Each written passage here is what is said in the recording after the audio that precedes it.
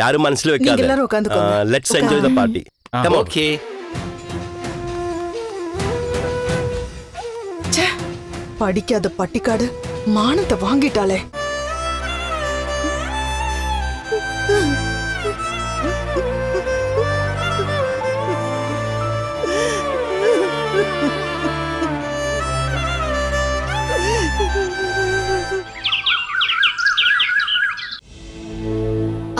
Okay வச்சிடுறேன். பாய். ஸ்ருதி. என்ன Ravi, aunty கிடைச்சிட்டாங்களா? இல்ல ஸ்ருதி, எல்லா இடத்துலயும் தேடி பார்த்துட்டேன்.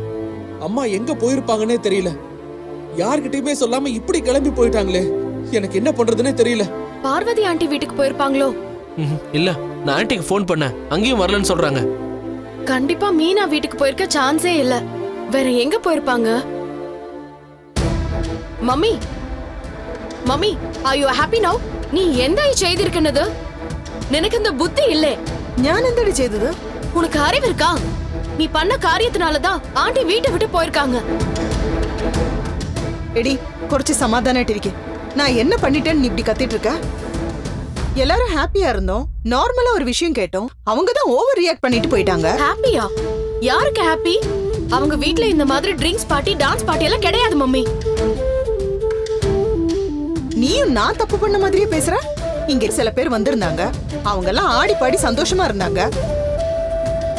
மம்மி, அது உனக்கு கேஷுவலா இருக்கலாம், ஆண்டிக்கு அப்படி இல்ல.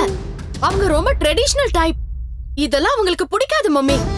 அவங்க வீட்டை விட்டு சொல்லாம கொல்லாம போயிருக்காங்கன்னா அப்ப அவங்க எவ்வளவு ஹர்ட் ஆயிருப்பாங்க. ஸ்ருதி, இப்ப இங்க கத்தி என்ன பிரயோஜனம்? முதல்ல அம்மா எங்கன்னு தேடணும். இல்ல ரவி, இவங்க எவ்வளவு சொன்னாலும் புரிஞ்சுக்க மாட்டாங்க. ஸ்ருதி, நேத்து அவங்க செஞ்ச வேலையினால எங்களுக்கு தான் இன்சல்ட் ஆயிடுச்சு தெரியுமா? எல்லாரும் முன்னாடி அப்படி கத்துனாங்க. நீ தான் அவங்கள இன்சல்ட் பண்ணிருக்க. எடி, அவங்களுக்கே நீ சப்போர்ட் பண்ற. நீ இந்த வீட்டு பொண்ணு, அதை நீ மறந்துடாத. அதெல்லாம் எனக்கு மேரேஜ் ஆகுற வரைக்கும் மட்டும்தான். இந்த வீட்டை விட எனக்கு அந்த வீட்ல எல்லார் கூடவும் இருந்த அட்டாச்மெண்ட் தான் எனக்கு ரொம்ப பிடிச்சிருந்தது. நான் இங்க இருந்தப்போ என்ன சாப்பிட்டியா தூங்குனியான்னு ஒரு வார்த்தை கூட கேட்க மாட்டேன். அங்க அப்படிலாம் இருக்க மாட்டாங்க.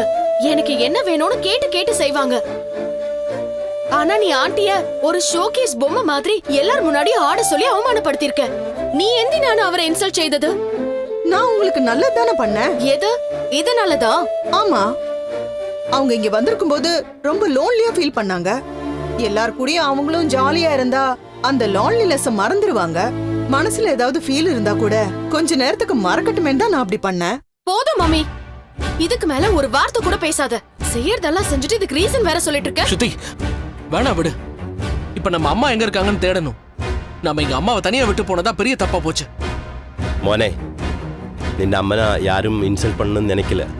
அவங்க இங்க வந்ததிலிருந்து டீ சாப்பாடுன்னு எதுவுமே செட் ஆகல. നോക്കും മോനെ, அவங்களுக்கு இங்க எதுவுமே செட் ஆகல. അതിന് ഞാൻ എന്ത് ചെയ്യാനാണ്? அங்கிள், இப்ப அத பத்தி பேச ஒண்ணும் ஆக போறது இல்ல. எனக்கு என் அம்மா எங்க போனாங்கன்னு ஒரே டென்ஷனா இருக்கு. ரவி ரவி, ஒருவேளை அங்கிளை தேடி போயிருப்பாங்களோ? இல்ல ஸ்ருதி, அம்மா கண்டிப்பா அங்கெல்லாம் போயிருக்க மாட்டாங்க. எனக்கு தெரியும் அவங்கள பத்தி.